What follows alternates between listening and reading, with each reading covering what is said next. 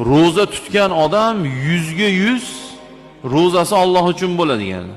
Alloh uchun bo'ladi degani. 100%.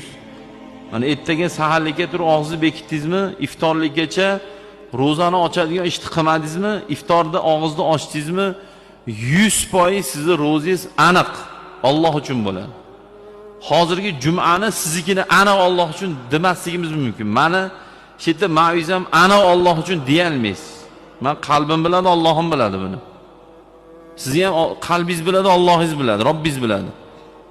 Qalbimiz bilan oradagi Allohimizdagi munosabatni Alloh biladi. Hech kim bilmaydi buni. Lekin roza as-sawmuli va ana ajzi bihi degan Alloh. Alloh buni o'zi aytib ham qo'ygan. Roza faqat men uchun bo'ladi va uni mukofotini meni o'zimdan to'g'ridan to'g'ri